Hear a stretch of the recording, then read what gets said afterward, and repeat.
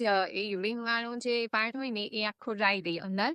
તો મેં બતાવેલું ડોક્ટરને, તો એક જગ્યાએ મને એવું કીધું કે તમને આમાં ચાંદા પડેલા છે, તો એ અમારે ચાંદી બાળવી પડે, તો એ નહીં કરાવ્યું. પછી તો બી કઈ ફરક નહીં, પછી બીજા ગાયનેકને બતાવેલું, તો એમની ટ્રીટમેન્ટ ચાલતી હતી.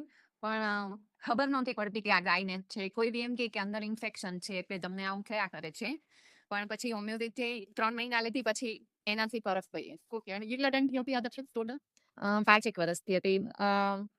મને બહુ કંટાળો આવી ગયેલો. મને એવું લાગતું કે મને બહુ મોટો પ્રોબ્લેમ છે. અંદર કંઈ કેન્સર વેન્સર તો નહીં હોય ને, ત્યાં સુધી લાગતું હતું. પણ પછી આ હોમિયોપેથીથી સારું થઈ ગયું. બીજી આના સિવાય તકલીફ હતી કઈ? પછી મારા નખ છે ને એકદમ બ્લેક થઈ ગયા હતા.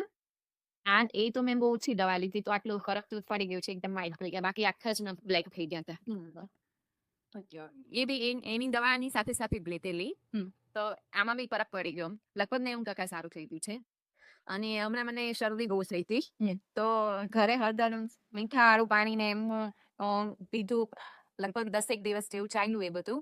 પછી ખાંસી બંધ નહોતી થતી. ત્યારે મેં પાછી એલોપેથી દવા લીધી, તો એ તો મને 4 દિવસમાં જ બહુ જ સારું થઈ ગયું. કેમ કે ખાંસી તો લગભગ 10 દિવસ રાત્રે સુઈ નહોતી શકતી, એટલી ખાંસી એટલી બધી થઈ ગઈ હતી. પણ આ તો 4 દિવસની દવાથી જ સારી થઈ ગઈ. હું એટલું સજેસ્ટ કરવા માંગુ છું કે હોમિયોપેથી ઇઝ બેસ્ટ. કેમ કે કોઈ આડઅસર નહીં, અને તમને બધું ક્લિયર થઈ જાય, જે રોગ હોય તે. પછી બીજી વખત ખાવાની શક્યતા બી નહીવત જેવી, એવું હું વિચારું છું. મને બહુ સારું લાગે છે હોમિયોપેથી દવા.